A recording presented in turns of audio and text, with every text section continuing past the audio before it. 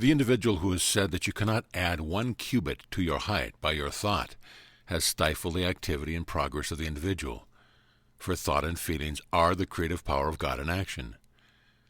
The uncontrolled, ungoverned use of thought and feeling has brought about all kinds of discord, sickness, and distress.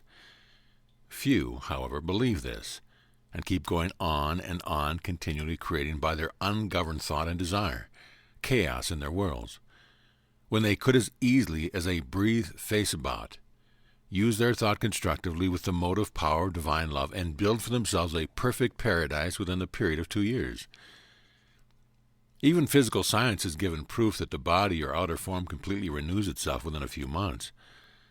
Then you must see that with the conscious understanding and application of the true laws of your being, how easy it is to cause perfection to manifest in your entire body, and every organ to leap into its perfect, normal activity.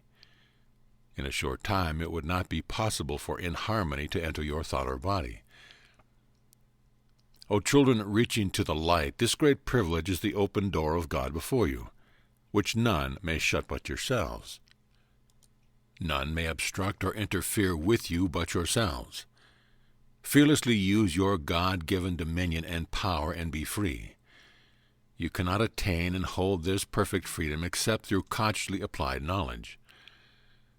Now I shall give you a secret that, if understood by the angry or discordant individual, would tear him or her from the destructive activity, even from a purely selfish standpoint. The angry, condemning person who sends out destructive power, feeling, or speech to another who is poised in his own God power, receives back to himself the quality with which he charged his power, while the poised person receives the energy which serves him, and which he automatically requalifies by his own poise.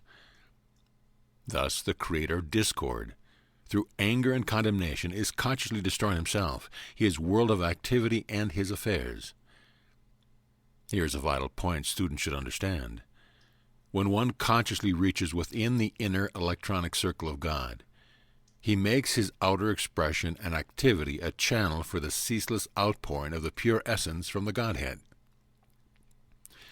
This in itself, even though he be entirely silent in the outer expression, is one of the greatest services to mankind, which but few, not ascended, are aware of what it means to mankind. The one reaching within the electronic circle becomes a continual outpouring, and this very radiation alone is a tremendous blessing to all mankind. Thus, eon after eon, have there been those unselfish messengers of God through whom was poured forth the blessings of those not understanding the uplifting presence of this surging energy. When there is one or more found who can be an outpouring for this great welled-up presence, it is likened unto the first trickling of a leak in a dam. As the consciousness is held steady and firm, and as the rent in the dam increases, greater volume of water comes forth, for at last all obstruction is swept away, and the whole force back of it is poured forth into use, unlike the water dammed up that rushes forward, dissipating itself because it is without direction. The God power thus loosed goes direct to the channel of consciousness most receptive, and there builds itself up, awaiting the opportunity to rush forward more and more. Thus the student of light, aside from his activity in dispensing the truth, becomes, as it were, an artesian well from the depth of which flows this mighty essence of God.